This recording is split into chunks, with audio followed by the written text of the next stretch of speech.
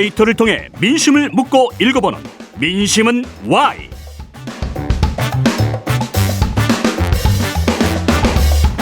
한 주간 민심의 흐름을 읽어보는 시간입니다. 화요일의 지킴이 딕션 천재 박영식 정치시사 에디터 나오셨고요.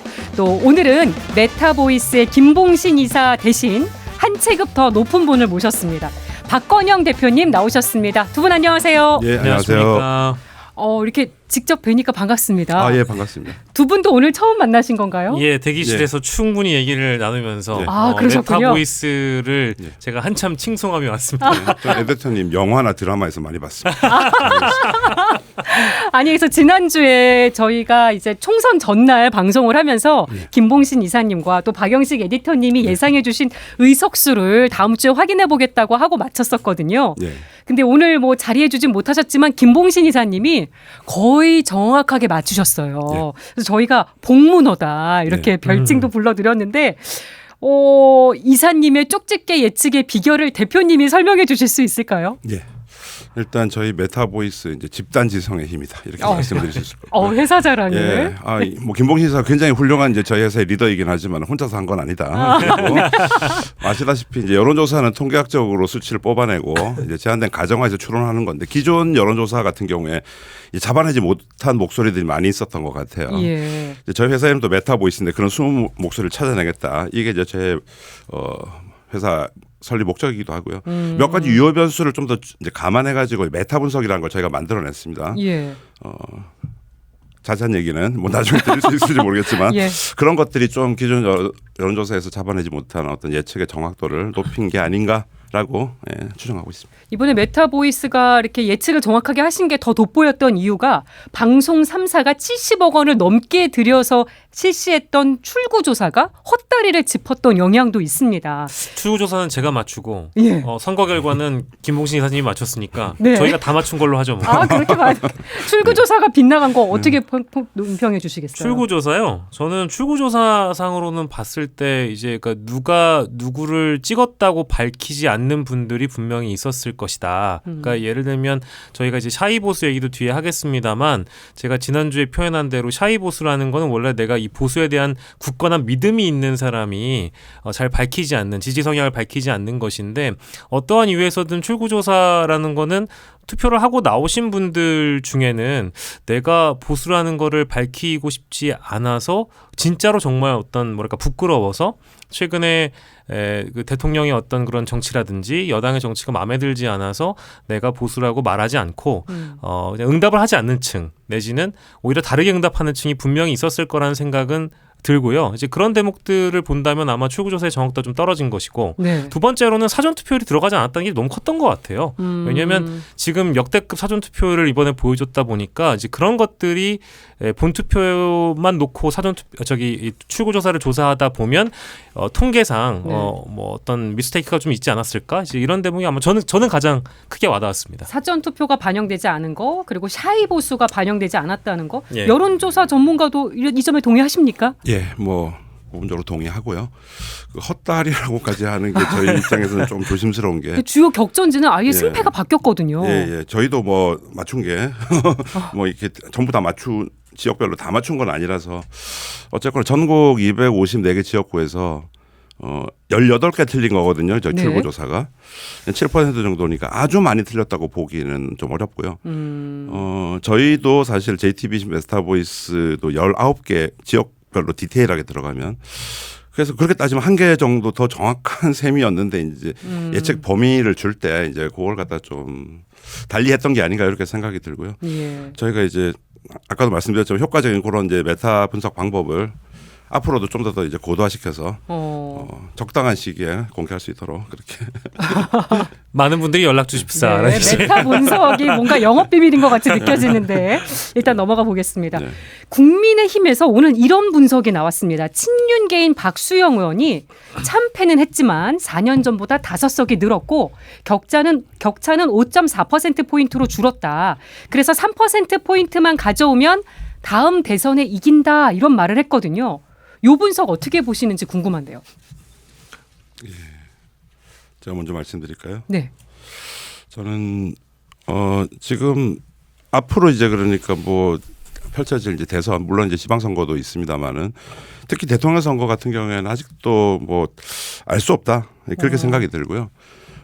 지금 이제 뭐 약간 뭐 박수영 의원님 말씀하신 거는 좀 이제 희망적인 뭐 그런 얘기일 것 같은데요. 지금 향후에 이제 지금 국민의힘이 이제 비대위를 다시 만든다고 하고 여러 가지 이제 수습책을 강구를 본격적으로 할 텐데 그 방향이 어떻게 되느냐에 따라 가지고 뭐 얼마든지 뭐 이렇게 달라질 수 있다라고 생각이 듭니다. 지금은 사실 누가 뭐 나선다고 하더라도 뭐 지금 총선에서 압승했다고 해서 민주당 후보가 무조건 될 것이다 이렇게 보기는 어렵습니다. 어쨌든 좀 희망적인 분석이라고 보시는 거고 에디터님은 어떻게 보세요?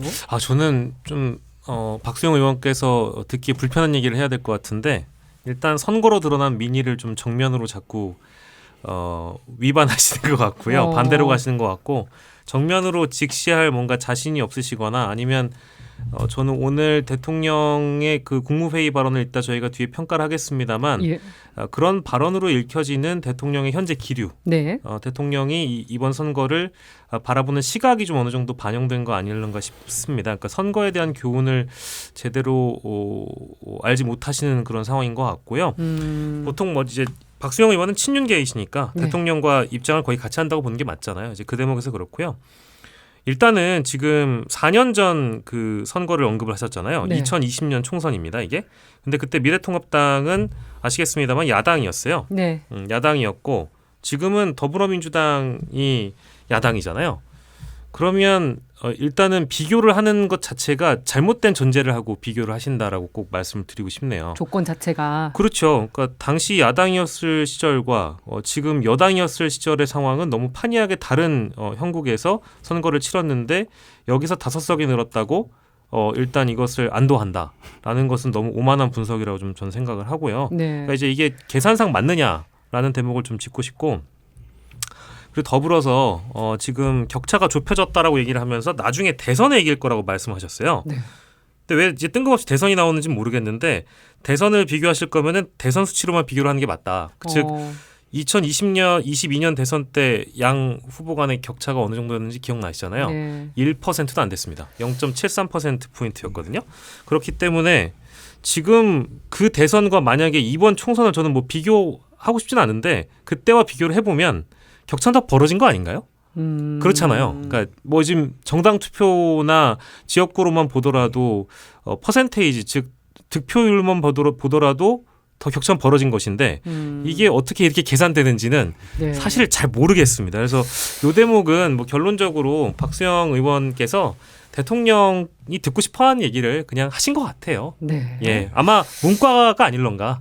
이과생은 아니신 것 같아요. 중요한 말씀을 해주신 것 같아요. 제가 덧붙이자면은 예. 딱 한 명 뽑는 선거랑 254명 뽑는 선거는 다릅니다, 완전히. 그리고 아마도 이제 3년 후 이제 정상적으로 된다면은 3년 후 대선 같은 경우 이제 인구 구성도 달라질 거고요. 그렇죠. 유권자 신규 진입하는 유권자도 생기고 고령화도 더 진행되고 이제 그런 변화가 생기니까 아무래도 이제 그러니까 지금 기준으로 뭐 무조건 이제 뭐 비관적으로 낙관적으로 이렇게 볼 수는 없다. 네. 이 정도로 뭐 해석하시는 게 맞죠. 네.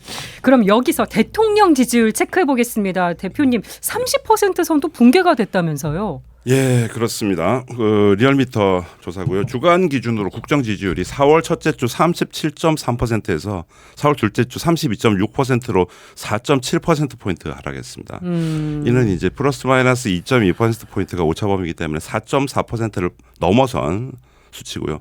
방금 말씀하신 것처럼 일간으로 따지면 4월 12일 총선 이틀 후에 28.2%까지 하락을 해서 그리고 이제 보수층에서 또 8.5% 포인트 물론 이제 뭐 오차범위 내긴 합니다만은 하락을 한 것으로 그렇게 나타났습니다. 예, 인용해 주신 여론조사는 리얼미터가 에너지경제신문 의뢰를 받아 8일부터 10일 또 11일에서 12일 4일 동안 무선과 유선 ARS 조사 방식으로 진행됐고요.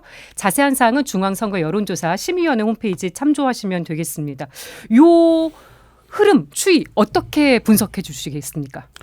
예, 윤 대통령한테도 이제 호의적이었던 보수층도 좀 하락을 하고 있다. 그리고 이제 뭐 지금 오늘 뭐 조금 이따 이제 얘기 나올 것 같은데 오늘 그 국무회의 모두 발언 이렇게 하셨잖아요. 네. 근데 이제 선거 패배 직후에 지금 벌써 이제 며칠 지났습니다. 6일이나 지났어요. 6일이나 지났습니다. 근데 선거 패배 직후에 항상 이렇게 한 타이밍 좀 늦으신 것 같아요. 대통령께서 보여야 하는 이제 반응은 보다 즉각적이고 구체적으로 국정 쇄신을 하시겠다. 네. 이렇게 하셔야 되는 게 맞는 것 같은데 그런 부분이 사실 안 보였고요. 그러니까 보수층 고령층마저도 실망하고 있지 않는가 이렇게 생각이 들고요. 어떻게 정부 여당이 좀 긍정적인 변화의 모습을 보여줄까 시간이 좀 걸릴 것 같습니다. 네. 대통령 지지율 하락 어떻게 코멘트해 주시겠어요? 예, 그 조사 기간이 아까 8일에서 12일이라고 말씀하셨는데요. 예. 저는 뭐 이제 그 날짜에 어떤 것들이 유권자층, 국민들 또 여론조사 응답층에게 좀 화제가 됐는가, 여론에 영향을 줄 수 있겠는가 그런 뭐 이슈별로 주제들별로 살펴봤는데 일단 8일에는 주말 사이에 관통했던 MBC 복면가왕 9주년 방송이 왜 결방이 됐는가 이런 대목들이 관심이었고요. 네. 투표할 때는 사전 투표 때 죄다 대파 들고 막 이런 일들이 있어가지고 대파 밈이 많이 사전 투표가 나왔던. 이미 끝난 다음에 이제 대파 논란이 또 국민들 사이에서 화제가 됐던 것 같고 대통령에 대한 홍보 영상을 문체부가 공무원부라고 게시했다가 이제 취소했던 그런 소식이 있었고요. 김건희 여사는 사전 투표를 비공개로 했다. 이 소식이 있었습니다. 그러니까 뭐 썩 그리 대통령에게는 좋은 영향을 끼칠 만한 소식들은 없었던 것 같고요. 예. 앞에서 대표님께서 짚어주신 대로 어쨌든 8일에서 12일이니까 선거가 끝나고 나서 대통령이 어떤 모습을 보여줬는가가 매우 중요했을 텐데 선거 패배 이후에 56단어가 아니라 56자 정도의 대리 낭독을 이완섭 비서실장이 하는 거 보고 굉장히 많은 분들이 아마 실망하지 않으셨을까라는 생각이 듭니다. 요 입장 표명이 늦게 나온 건 다음 또 대통령 지지율에 또 영향을 줄 거라고 보시나요? 그럼요. 예, 당연히 그럴 거라고 보고요. 즉각적이지 않았고 구체적이지도 않았고 대통령이 직접 하지도 않았기 때문에 뭐 이제 이런 요건들이 다 딱 맞아떨어져서 대통령 지지율에 엄청난 영향을 줄 거라고 보고 불이 났는데 기름을 들이부은 게 저는 오늘 국무회의에 대통령 입장 발표였다고 생각하고 있습니다. 국무회의 모두 발언으로 얘기한 건 어떻게 보셨어요? 저는 방식도 잘못됐고 형식도 잘못됐고 내용도 잘못됐고요. 뭐 이제 이런 것들이 이제 풀어가는 과정도 사실 기시감이 좀 듭니다. 뭐 앞서서 잠깐 나오기도 했습니다만 저는 뭐 이제 스피치 같은 걸 연구하는 사람으로서 우리가 보통 사람들한테 상대방한테 사과할 때요.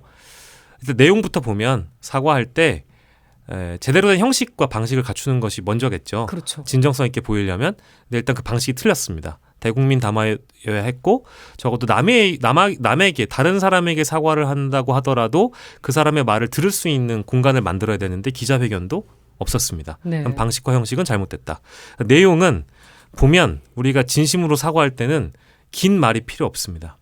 짧고 간명하게 접속부사를 쓰지 않습니다. 예. 접속부사라고 한다면 그런데, 그러나, 다만 이런 표현 안 들어갑니다. 오늘 많이 들어갔어요. 다 들어갔습니다. 이유 여하를 막론하고 여러분들의 마음을 살피지 못했습니다. 미안합니다. 반성합니다. 사죄합니다. 이거거든요. 다른 거 없습니다. 그런데 아무리 국정 방향이 옳다 하더라도 물가 관리 총력 다했지만 국익을 위한 길을 걸어왔지만 하지만 그러니까 여기에 대해서 아마 국민들은 평가를 할 거라고 보고요. 네. 더 재밌는 것은 오늘 오후 3시 전후로 해서 속보가 떴는데 보니까 비공개 사과였어요. 그러니까 국무회의가 끝나고 나서 참모들이랑 비공개 회의할 때 대통령이 죄송하다. 뭐 이제 국민들이 매질을 했다. 이제 이런 얘기를 하셨다고 들었다고 대통령실 관계자가 기자들에게 전언을 했습니다. 네. 전 살다 비공개 사과는 또 처음 봅니다. 이제 이런 거를 아마 국민들이 평가를 하지 않을까요? 그러니까 저는 근데 이 기시감이 든다는 표현을 왜 했냐면 예. 의정 갈등 관련해 가지고 대통령이 51분 동안 대국민 담화를 했던 거 기억나시죠? 네. 그거 하고 나서 바로 정책실장이 KBS 출연해가지고요. 숫자에 매몰되지 않는다는 얘기를 했습니다. 그러니까 해설판처럼 또 얘기를 해줬죠. 그러니까 이게 언제까지 뭔가 그 자꾸 해설을 놔야 되는지 잘 모르겠어요. 대통령이 담화를 하시면 아주 간명하고 클리어하게 끝이 나야 되는데 네. 누군가가 참모가 특히 아랫사람으로 보이는 사람들이 대통령의 말을 번복하거나 네. 대통령은 분명 2,000명이라는 숫자가 최소 증가 수치라고 얘기를 했고 절대 불변의 가치인 것처럼 국민들에게 받아들여지게 만들어 놓고 참모가 해설을 해줍니다. 그게 그런 게 아니었다. 헷갈리는 거예요. 대통령은 그런 말씀하신 게 아니라 숫자에 매몰되지 않을 거다. 의정 갈등과 관련돼서 의사들과 대화할 거다. 이번에 비공개 사과도 그렇고 그 안에서 나왔던 내용도 야당과의 협치 열려 있다. 국민들은 오늘 그 국무회의 때 그런 발언을 들은 적이 없어요. 야당이란 단어 나오지도 않았죠. 아니 그렇죠. 이제 이런 것들을 뭔가 순서도 뭔가 매끄럽지 않아서 이게 아마 뭐 여론조사를 나온 게 봐야 되겠습니다만 상당 부분 영향을 크게 끼칠 거라고 봅니다. 네. 오늘 대통령 입장 표명 어떻게 보셨습니까? 예, 뭐 방금 에이튼이 말씀하신 거 거의 다 동의하고요. 예. 집권 2년 동안 소통하자, 뭐 경청해라 이런 얘기를 많은 뭐 야당뿐만이 아니라 많이 하지 않았습니까? 2년 동안 안 하셨는데 과연 앞으로 하실지 일단 좀 의문이 들고요. 국민만 바라보고 국익을 위해 노력했다라고 말씀하셨는데 사실은 국민 전체를 다 볼 수는 없죠. 네. 하지만 여론조사는 보셔야죠. 그러면은 그동안 뭐 이슈된 거 뭐 바이든 날리면부터 해가지고 뭐 이태원 참사, 후쿠시마 오염수 방류, 뭐 지금 뭐 재상병 문제라든지 등등 이거에 다 반대 방향으로 움직이셨어요. 그러니까 네. 유일하게 이제 그나마 중도층이 조금 이제 그 지지를 했던 게 이제 의대 증원 문제였는데 그조차도 정부의 태도에 대해서는 잘못했다는 의견이 더 많았거든요. 이제 그런 걸 봤을 때 좀 더 이제 그러니까 구체적인 방식 그 지금 소통을 굉장히 이제 강조하시는데 소통은 예. 애매모호하게 말하면 안 되죠. 굉장히 구체적으로 얘기해야 됩니다. 그래야지 상대도 그 말이 무슨 말인지 알아듣고 거기에 대해서 응답하고 이런 게 소통인데 예. 일단 말씀 자체는 굉장히 이제 그러니까 이제 그냥 두루뭉실하게 이렇게 하시니까 왜 자꾸 이런 멘트가 나오는 걸까요? 조금 더 구체적인 멘트가 왜 못 나올까요? 제 생각에는 이거 굉장히 조심스러운 말씀입니다만은 이제 약간 뭐 이렇게 디테일에 대해 가지고 좀 더 이제 그 좀 파고드는 노력 이런 게 조금 있으셔야 되지 않나. 이제 뭔가 자신 있게 뭔가 말씀을 이제 하시려면은 네. 이제 디테일을 좀 강해야 되거든요. 그러니까 확실하게 이런 숫자 뭐 무슨 뭐가 몇 %고 뭐가 몇 개고 이런 것들을 잘 알고 있어야지 이렇게 좀 자신 딱딱 있게 얘기를 나올 수가 하는데. 있는데 우리 대통령께서는 그러시지는 않으신 것 같아요. 지금 인적 쇄신 네. 어떻게 될지 궁금해하는 부분들 많은데 네. 요건 어떻게 보고 계십니까? 지금 뭐 새로 이제 비대위를 만든다고 하는데 뭐 여당에서는요. 예, 이 김부겸 전 총리도 나오고 무슨 뭐 이제 유승민 총리설도 나오고 이제 뭐 이렇게 돼 있는데 이제 그거는 저는 이제 글쎄요. 일단 국민의힘 내부의 어떤 역관계나 그런 걸로 봤을 때 좀 가능성은 그렇게 높지 않다. 그렇게 보여지고 일단 국무총리를 누구로 지명하느냐 그리고 이제 비서실장을 어떻게 또 임명하느냐 여기에 이제 기초가 주목되긴 하는데 비서실장은 뭐 상대적으로 그렇다 치더라도 국무총리는 뭐 여러분들이 이제 언급되고 있는데 제 생각에는 상대적으로 이제 당 색깔이 좀 강하지 않은 아무래도 국무총리면은 좀 행정관료고 이제 야당과의 협치 이런 것도 좀 구체적으로 하셔야 되고 이런 네. 역할이 있기 때문에 그런 것들을 잘할 수 있는 분으로 좀 잘 지명하시기를 기대를 해보겠습니다. 이게 인적 쇄신이 또 쇄신 의지를 보여줄 수 있는 가늠대가 될 수 있기 때문에 지금 하마평에 거론되는 인물 너무 많습니다만 예. 어떻게 보고 계십니까? 일단 하마평에 거론된 인물을 제외하고 써야 됩니다. 그러니까 일단 오늘 제외가. 대통령 국무회의 발언이 저희가 좀 앞서 혹평을 해서 너무 죄송합니다만 그 대통령의 발언에 진정성이 실리고 실제 관계자의 전언이고 비공개 사과였다고 하더라도 그 진정성을 저희가 국민들께서 받아들일 수준에 이르려면 네. 두 가지가 필요한데요. 첫 번째는 지금 하마평에 올라간 인물들은 제가 판단하기로는 다 부적합한 인물들입니다. 대통령의 지난 집권 2년 차 동안 국정 운영의 동반자였거나 대통령의 그 국정 운영에 대해서 쓴소리를 해본 적이 없는 인물들이에요. 예. 그런 인물들을 등용한다는 것은 회전문 인사이고 이번 총선 성적에서 드러난 민의를 받드는 결정은 절대 아닐 것이다. 그래서 최소한 여당 쪽에 있는 인물을 갖다 쓰시더라도 혹은 야당 쪽에 있는 인물에게 제안을 한다고 하더라도 그간 대통령의 정치에 대해서 직언을 할 수 있는 사람이 필요하다. 그래서 지금 이제 계속 거론되는 인물이 이제 유승민 전 의원 같은 분 아니겠습니까? 계속 거론은 되는데 가능성이 있을까요? 글쎄 뭐 저는 가능성은 적다고 봐요. 쓰지 않으실 거라고 보고요. 그러니까 당위성적인 측면에서 말씀드리는 건데 두 가지라고 한 건 첫 번째가 하마평에 오른 인물들 말고 다른 사람 쓰는 거고요. 야당이 동의할 수 있는 인물 데려오는 겁니다. 네. 그리고 두 번째는 야당과의 협력, 야당 대표와의 만남을 대통령 입으로 스스로 밝히는 겁니다. 근데 오늘 단 한 번의 그런 언급이 없었기 때문에 일단은 좀 혹평을 계속 유지할 수밖에 없고 그 진정성을 가지려면 이제 이 두 가지가 매듭이 지어져야 되고요. 예. 그래서 예상을 해보자면 저는 대통령이 하마평에 올라간 인물들 중에 어떤 한 분을 쓸 것 같아요. 지금 여기 나온 이제 이정현 전 홍보수석 같은 인물이 아마 가장 가능성이 높을 것 같은데 오늘 사실 4.16 네. 세월호 10주기여서 글쎄요 아마 내일 기다려봐야 될 것 같습니다. 네. 이번에는 국민의힘으로 좀 가보겠습니다. 국민의힘이 오늘 당선인 총회를 열어서 당 수습 방안을 논의했습니다. 일단 다시 비대위를 거쳐서 전당대회로 가는 걸로 정리가 되는 것 같은데 보수 언론들이 영 맞득치 않은 표정입니다. 처절한 반성이나 수습을 하는 게 맞냐 약간 이런 지적을 하고 있는 것 같은데 국민의힘 상황 어떻게 코멘트해 주시겠습니까? 예, 선거 아직 뭐 며칠 그렇게 지나지 않아서 혼선이 보이는 건 어떻게 보면 당연할 수 있는데 이제 아주 참패를 한 입장에서 봤을 때 시간이 좀 더 필요할 것 같고요. 근데 이제 저는 이제 친윤 비윤 이렇게 이제 뭐 어디에도 나를 따르라 하는 구원 투수가 사실은 잘 안 보여요. 지금 시간이 지나면은 뭐 누구라고 이제 뭐 다 아시니까 이제 뭐 안철수 당선인 뭐 나경원 당선인 뭐 이런 분들 등등 해가지고 아마 이제 뭔가 이제 좀 움직임이 보일 거라고 생각이 드는데 예.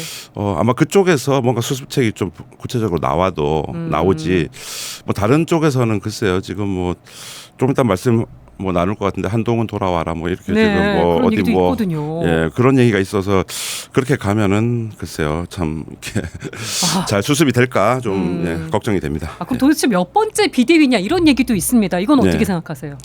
예 습관적 비대위 사실은 습관이 되어버린. 예, 비상대책위원회가 다들 아시겠지만 비상 상황에서 대책을 수립하는 것이어야 되는데 예. 그냥 뭐 매달 비대위 뭐 1년에 3번씩 4번씩 비대위 하면 이거는 뭐 비상이라는 게 설득이 되지가 않죠. 예, 그 자체로도 굉장히 좀 실리를 잃고 있다 이렇게 네. 생각이 듭니다. 또 어떻게 국정 운영의 한 축을 담당하는 여당인데 이 수습 과정 어떻게 지켜보고 계십니까? 글쎄요, 오늘 아까 김혜영 이코께서 당선인 총회 말씀해 주셨는데 당선인 총회 분위기가 썩 그리 좋진 않았던 걸로 알려지고 있고요. 네. 총선 패배에 따른 어떤 이 수습 국면으로 넘어가야 될 텐데 이제 관리형 이쪽으로 넘어가는 거에 대한 뭐 반발이나 반박이 분명히 있는 것 같아요. 근데 네. 당내 주류 분위기는 주류라고 하면 영남 주류, 뭐 친윤, 범친윤이라고 표현되는 어쨌든 이번에 당선인들 면면을 보면 친윤의 구성이 더 많은 것도 사실이니까요. 이제 네. 그분들 입장에서 암묵적으로 관리형 비대위로 가는 거에 대해서 크게 뭐 이제 이견은 없어 보이고 뭐 말을 하지 않으니까요. 암묵적 동의라고 보는 게 맞는 것 같고 제가 오늘 만난 여권 관계자 말을 들어보더라도 이렇게 얘기를 하더라고요. 당 내부적으로 정리가 전혀 안 돼 있고 적어도 야당 쪽의 공세가 들어오게 되면 일치된 의견으로 대응을 해야 되는 대비 태세를 갖춰야 되는데 네. 이렇게 의견이 다 달라서야는 나중에 크게 우리가 혼란을 겪을 수 있겠다라는 그런 반응을 보이시더라고요. 네. 그래서 제가 아까 비대위가 몇 번째냐 말씀하셨는데 이제 지금 4번째 비대위잖아요. 그렇습니다. 근데 2022년에도 이준석 당대표 축출 국면 이후에 비대위로 들었을 때 그때도 관리형이냐 혁신형이냐 똑같은 논의를 했고요. 네. 그때도 똑같이 암묵적으로 친윤계가 동의하고 뭐 최고위원 사퇴하고 하면서 결국엔 관리형으로 갔습니다. 계속 비슷한 과정이 반복되는 것 같아요. 기시감이 또 들어요. 이것도 결과적으로는 친윤계 의원들이 조기 전당대회 앞두고 사전 밑작업을 할 것 같고요. 지금 그분들이 바라는 대로 전당대회 치러서 저는 뭐 좀 앞서서 얘기하기가 좀 그렇습니다만 수도권에 있는 비윤계나 쇄신파들이 전혀 힘을 못 쓰고 뭐 이번에는 좀 상황이 달라져서 실제 그 대통령과 관련된 이슈 뭐 이런 야당 쪽에서 제기하는 특검과 관련된 이슈에서는 캐스팅 보트 역할을 할 수 있을 거라는 그분들의 자신감도 있지만 네. 여전히 현재 권력은 어찌됐든 대통령이고 네. 지금 국회의 여당 분포도 친윤계가 절대 다수이기 때문에 지금 이 상황을 이분들이 이겨내려면 장기적으로 봤을 때는 정말 당을 쪼갤 각오가 아니고서는 이 상황을 이겨내기가 어려울 겁니다. 그래서 뭐 물론 친윤계도 큰 착각을 하고 있다고 보고요. 예. 비윤계도 이렇게 뜨뜨미지근한 태도로 그냥 지나가서는 당내 상황이 정리가 안 될 겁니다. 그럼 결과적으로 당정 관계가 이렇게 개선이 안 될 거라고 좀 부정적으로 보시는 저는 건가요? 굉장히 부정적으로 보고요. 아마 당내 개파 싸움에서 친윤계가 또다시 승리할 가능성이 매우 높다고 보고 예. 저는 뭐 이미 제가 개인적으로 뭐 제가 이제 요즘 별명이 황색 펠레라서 제 예측이 많이 틀리긴 합니다만 이번에는 이제 권성동 당대표 그리고 뭐 이철규 원내대표 그리고 박수영 정책위의장 유상법 여의도 연구원장 이런 식으로 저는 이미 이제 대충 예상을 해놨는데 이 라인업이 그렇게 네, 그런 있지 라인업으로 않을까. 가지 않을까. 그래서 아마 누가 당을 깨고 먼저 나가느냐 아니면 예. 그 상황에서 실제 국회 표결 제2요구권이 들어오게 되면 캐스팅 볼트를 거머쥔 비윤계 쪽에서 또 한 번의 반발을 네. 일으키지 않을까. 그래서 아마 전국이 굉장히 혼란해질 가능성이 매우 높다 후반기에는 네, 그런 것까지 아마 내다보고 있는데요. 그 전에 좀 아마 비대위가 잘 정리되고 전당대회에서 차제에 좀 정리되면 좋겠습니다만 그게 어려워 보여요. 너무 어둡습니다. 여기서 저희가 좀 주목이 되는 인물이 한동훈 전 비대위원장입니다. 일단은 총선 참패에 책임을 지고 사퇴는 했습니다만 지금 국회 헌정회관 앞에 한동훈 있더라고요. 돌아와요 이런 화환이 줄지어 세워져 있다고 하고 지금 뭐 당내에서도 홍준표 대구시장이나 김경률 전 비대위원이나 한동훈 전 비대위원장을 두고 여러 가지 지금 뭐 발언이 오가고 있는 상황. 그래서 한동훈 비대위원장에 대해서 저희가 좀 여론을 살펴볼 수 있는 지표도 있을까요? 예, 예. 국민의힘 차기 당대표 누가 좋은지 물어봤습니다. 이제 국민의힘 지지자들은 한동훈 전 위원장이 44.7%로 1위였는데 전체 유권자 베이스에서 보면 유승민 전 의원이 26.3%로 1위여서 좀 다른 양상이었고요. 당심과 민심이 다르게 가는. 예, 예. 지금 뭐 아시겠지만 국민의힘 이제 당대표 투표를 당원들 100%로 하거든요. 이게 당심이 중요하죠. 당심이 중요한데 그동안 이제 국민의힘뿐만이 아니라 당심이냐 민심이냐 이런 논란은 항상 있어 왔습니다. 예. 그런데 이제 너무 당심만 보지 말고 좀 민심을 이제 보셔야 될 때가 아닌가. 그래서 유승민 전 의원의 어떤 약진 이런 것들이 개인적으로도 그렇고 저는 뭐 국민의 입장에서 봤을 때 굉장히 중요한 네. 앞으로의 가늠자가 되지 않을까 이렇게 생각합니다. 그래서 당원 개정이 필요하지 않겠냐는 얘기도 당내에서 네, 예. 나오고 있던데 방금 인용해 주신 여론조사는 미디어 토마토가 뉴스토마토 의뢰를 받아 13일과 14일 양일간 무선 ARS 조사로 진행했고요. 자세한 사항은 역시 중앙선거 여론조사 심의위원회 홈페이지 참조해 주시면 되겠습니다.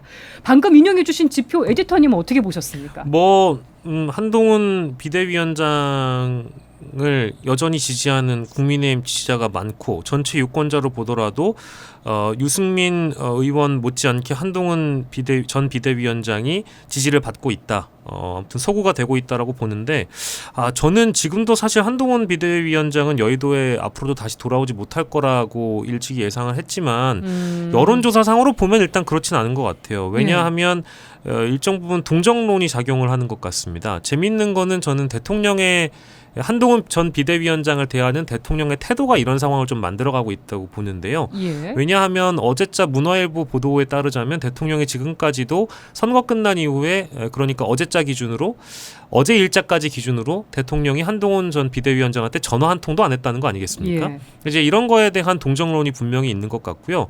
더불어서 홍준표 시장 같은 분이 자꾸 매일 거론해서 안 그래도 100일 동안 정치 경험도 없는 초짜 정치인이 그렇게 힘들게 유세를 했는데도 불구하고 저 멀찍이 그냥 팔짱만 끼고 있던 분이 SNS로 메타작을 하잖아요. 근데 이런 부분들이 아마 아까 조사한 여론조사 층들에게 그래도 한동훈 전 비대위원장이 좀 안타깝다. 이제 이런 동정론을 주는 것 같아요. 뭐 이제 재밌는 건 기타 여론조사들도 지금 확인이 되고 있습니다만 이번 선거 패배 책임은 대통령의 책임이라고 보는 쪽이 더 많은 것 같고 예. 한동훈 전 비대위원장 쪽으로는 포션이 좀 적은데도 적다는 그런 여론조사들이 있거든요. 예. 여타 조사가 그렇기 때문에 동정론의 가능성이 있고요. 다만 정치는 현실이기 때문에 이런 여론조사는 여론조사일 뿐이고 한동훈 전 비대위원장이 그렇다면 선거 책임이 없느냐? 네. 아니거든요. 여당 대표로서 선거를 진두지휘했기 때문에 108석의 성적은 한동훈의 성적이기도 합니다. 예. 그리고 본인이 출마를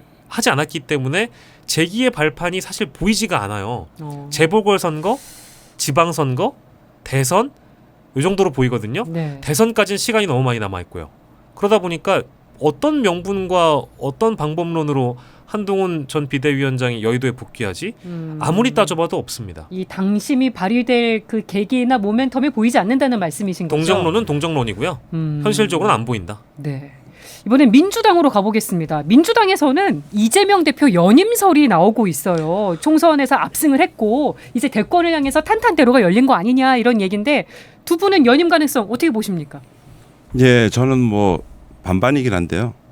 일단 이재명 대표께서 승리를 이끈 이제 리더이기 때문에 사령관이기 때문에 뭐 어쨌거나 임기 다 됐으니까 나 이제 다시는 안 할래 이렇게 하지 않으신 한 일단 뭐 다른 어떤 뭐 대안을 찾아야 될 이유가 좀 없어 보인다 이런 점이 좀 있고요. 그리고 이제 뭐 저는 뭐 개인적으로나 아니면 뭐 이렇게 이재명 대표가 이제 제1야당 대표셨는데 네. 2년 가까이 그 야권을 통합하고 뭔가 이제 정부 윤석열 정부에 잘 이제 이 대항하는 뭔가 이런 모습 이제 야권 리더로서의 지도력을 네. 좀 충분히 보여주시지는 못한 것 같아요. 그래서 아하, 그런 점에서는 이제는 뭐 4년 전에 비해서 분명히 이제 더 큰 승리를 갖다가 거두셨으니까 아마도 이제 저는 이제 다른 이제 새롭게 등장한 뭐 조국혁신당 포함해가지고 그런 예. 야권들이 사실 만만치가 않습니다. 그래서 어떻게 잘 이제 아우르면서 보다 더 이제 리더십을 보여줄까 저런 게 이제 주목되는 측면이 있기 때문에 예. 저는 뭐 무게추는 조금 더 아마 한 번 더 하실 가능성이 높지 않을까라고 그렇게 예상하고 있습니다. 예.